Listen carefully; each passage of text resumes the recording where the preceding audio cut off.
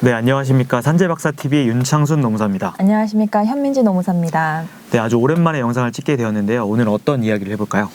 저희 이번 영상 컨셉은 상담해 드립니다입니다. 실제 저희 법인 홈페이지 그리고 네이버 지식인 그다음에 카페 블로그 댓글에 실제로 여러분들이 남겨주신 문의 내용들을 한번 살펴보고요. 네. 어떤 점들을 궁금해 하시는지 이렇게 한번 살펴보는 시간을 가지려고 합니다. 네. 그리고 실제로 상담이 어떻게 이루어졌는지 또 상담을 통해서 의뢰해 주셔서 산재 승인까지 이루어진 사례들이 있으니까요. 영상 끝까지 시청해 주셨으면 감사하겠습니다.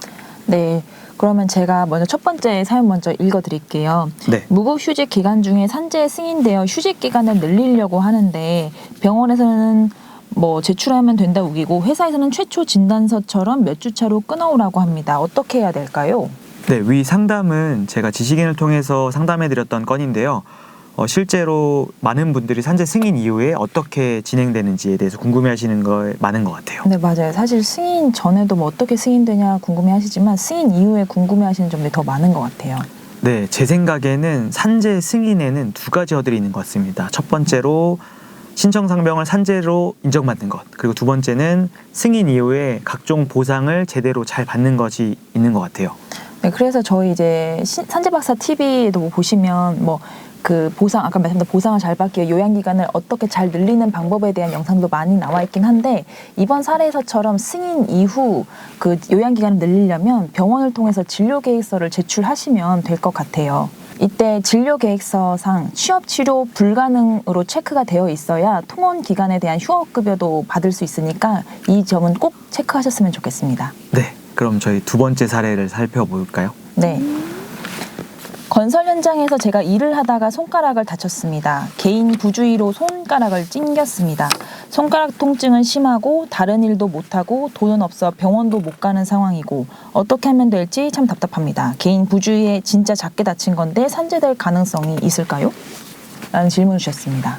핵심만 요약해보자면 결국 개인 부주의로 다쳤는데 산재가 되는지, 그리고 회사에서 안 된다고 하는데 어떻게 할 수가 있는지가 핵심인 것 같은데요. 사실 이런 질문을 정말 많이 하십니다. 네, 맞아요. 근데 특히 이제 업무상 사고 발생했을 경우에 이런 질문을 더 많이 하시는 것 같아요. 네, 결론부터 말씀드리면 개인 부주의라 할지라도 산재 보상은 가능하십니다. 민사상 손해배상 청구처럼 과실료를 따지지 않고 산재에서는 보상을 받으실 수 있어요. 그리고 이게 정말 중요한데요. 산재는 회사에 신청하는 것도 아니고 회사에서 신청해 주는 것도 아닙니다. 네, 실제로 이렇게 알고 계신 분들이 되게 많은데요. 그러니까 여러분들이 꼭 아셔야 될 게 그 산재는 그 근로자 본인이 근로복지공단에 직접 신청하거나 좀 까다로운 사건 같은 경우에 노무사한테 의뢰해서 아니면 조금 간단한 사건 같은 경우에는 병원을 통해서 신청하실 수 있습니다. 그래서 회사에서 이거 산재 처리 안 해준다라고 해도 주저하지 마시고 산재 신청을 하시면 인정받으시면 산재 보상을 다 받으실 수가 있습니다.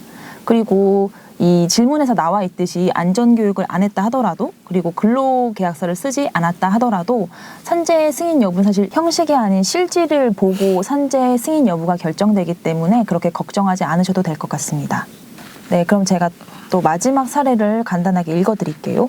평소에도 목에 디스크가 있다는 것을 알고 있었습니다. 그러던 중 3월 중순경에 일을 하다 뒤로 넘어질 정도로 목을 심하게 부딪혔습니다. 그래서 5, 6, 7분절에 인공 디스크 삽입 수술을 했는데요. 제가 회사에 전화해서 병원비가 많이 나와 산재를 해야겠다고 했더니 회사에서는 이제 힘들 것 같다고 하셔가지고 어떻게 하면 좋을지 조언 좀 부탁드립니다.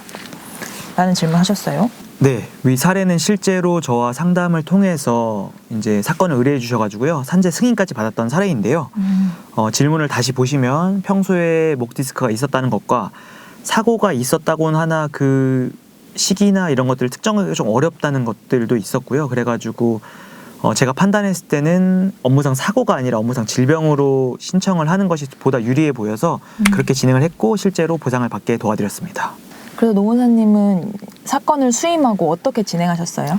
네, 일단 수술을 하셨던 수원의 모 병원에 직접 찾아가서 상담을 했었는데요. 상담을 하다 보니까 제자께서는 수술을 하는 기간 동안 이제 입원해 계시잖아요. 그래서 그 기간 동안에 일당이라도 받고 싶으셨는데 그게 안 되셔가지고 제가 상담을 해보니까 받을 수 있는 것들에 대해서 좀 자세하게 설명을 해드렸어요. 그래서 휴업급여 그리고 요양급여 그리고 인공디스크 삽입술에 따른 장애급여까지 받을 수 있다고 좀 자세하게 설명을 드리고 실제로 그렇게 진행을 해서 생각보다 많은 금액을 좀 보상받게 도와드렸습니다.